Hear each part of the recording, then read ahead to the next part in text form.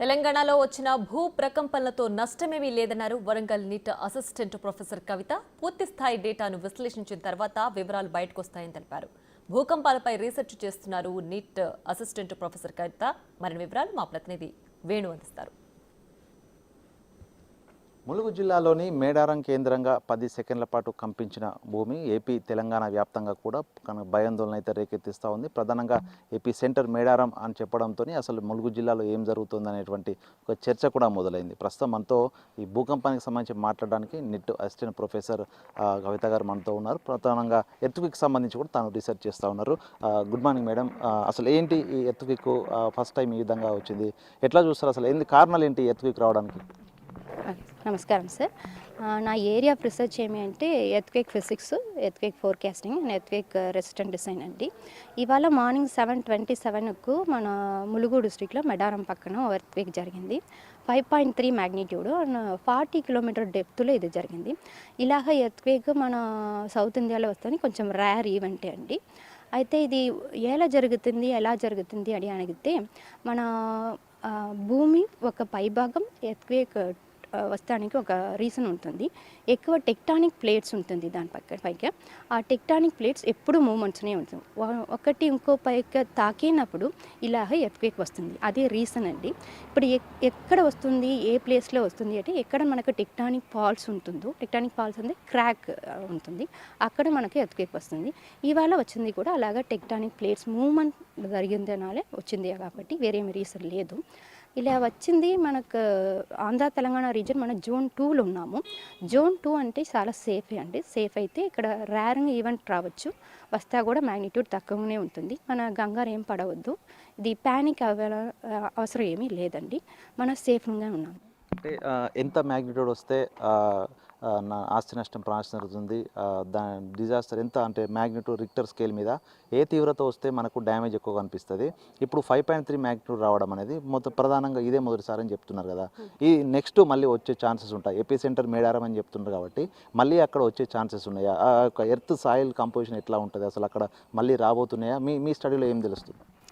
ఇప్పుడు ఇంకో ఈ డేటా రావట్లేదు. మేము డేటా అనాలిసిస్ అయిన తర్వాత మీకు ఎగ్జాక్ట్గా చెప్పొచ్చు. ఇప్పుడు ఏం చెప్పొచ్చు అంటే ఇలా ఎర్త్క్వేక్ జరిగేది ఇది ఫస్ట్ టైం ఏమీ కాదు. ఇలాగా చిన్న చిన్న ఎర్త్క్వేక్స్ రావచ్చు.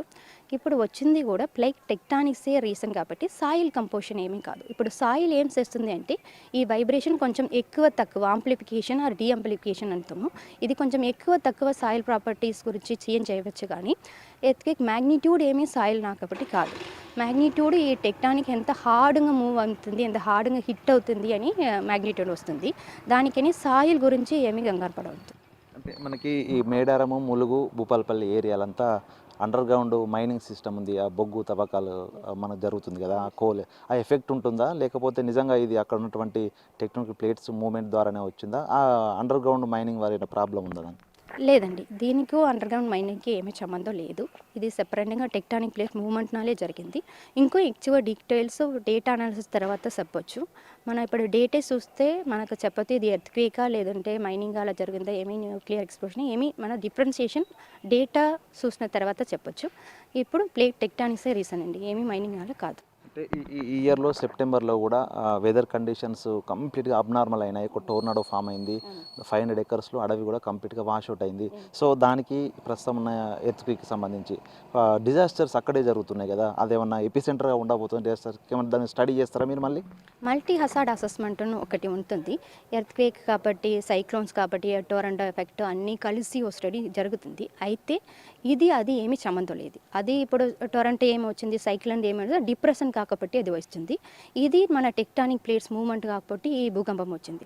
ఇది అది మీరు రిలేట్ చేయొద్దు సెపరేట్గా. ఇప్పుడు ఎర్త్క్వేక్ మన ఎలా సేఫ్గా ఉండాలి అయితే 2 జరగాలండి. ఒకటి మన జనం మొత్తం కొంచెం అవేర్నెస్ రావాలి. ఎర్త్క్వేక్ వస్తే మనం ఏం చేయాలి, మన కాపాడడానికి. ఇప్పుడు సడన్గా వైబ్రేషన్ వస్తే బిల్డింగ్ నుండి బయటకు రావాలా, ఓపెన్ ప్లేస్కి రావాలా.